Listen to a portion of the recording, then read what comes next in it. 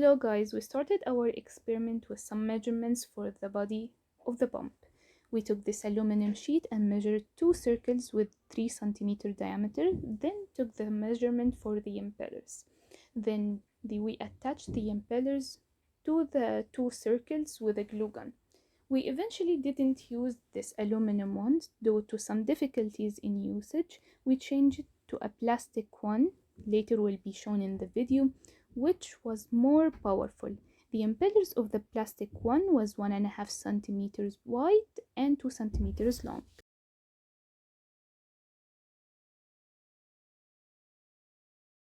Next step was isolating the motor. The motor had too many holes which the water can get into.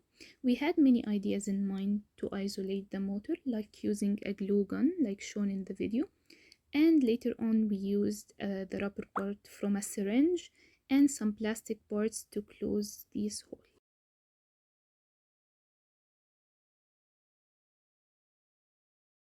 We used this small plastic bottle to put the pump parts inside of it. We cut it, then secure it to the motor with a glue gun, then secure the pump parts to the shaft of the motor with a glue gun.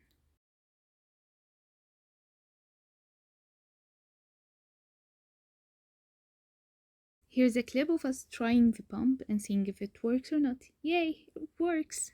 Then we cut a plastic cylinder from a syringe.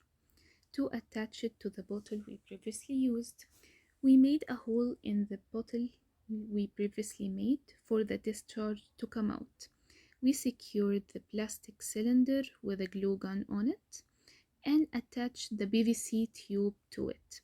We didn't attach the PVC tube directly to the hole to secure a better discharge quality. And now that our pump is ready and good to go, let's make the experiments, taking in mind that the volume we use for the discharge is constant throughout all the experiments we conducted. We measured the small container's diameter and it's 10.5 centimeters, taking a height of 4 centimeters. This is the first experiment with a fresh water of 200 ppm TDS. It took about 37 seconds to fill this volume. This is the second one, the brackish water. It took nearly 40 seconds to fill the same volume. And this is the salt water with a 35,000 ppm.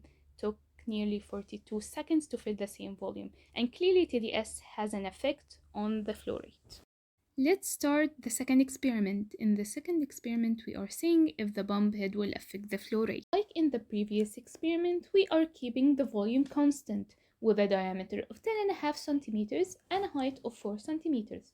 Let's start with fresh water with a TDS of 200 ppm. When we took a pump head of 6.5 centimeters, it took 33 seconds to fill the volume. When we took a pump head of 12 centimeters, it took 63 seconds to fill the same volume.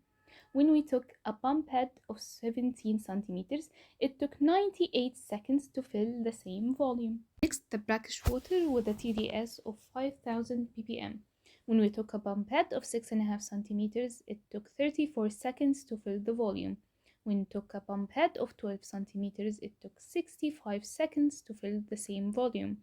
When we took a pump head of 17 centimeters, it took 115 seconds to fill the same volume. Finally, the salt water with a TDS of 35,000 ppm. When we took a pump head of 6.5 centimeters, it took 36 seconds to fill the volume. When we took 12 centimeters, it took 73 seconds to fill the same volume. When we took a pump head of 17 centimeters, it took 138 seconds to fill the same volume. From our observation, when the pump head is increased, the time needed to fill the volume increases, which leads to a lower flow rate.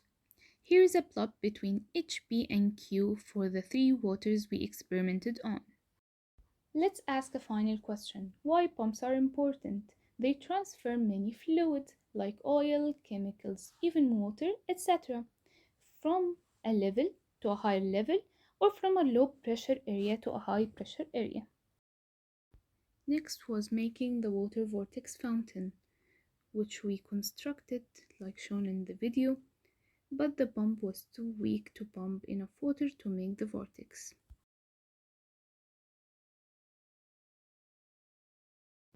And here is the final product. Thank you.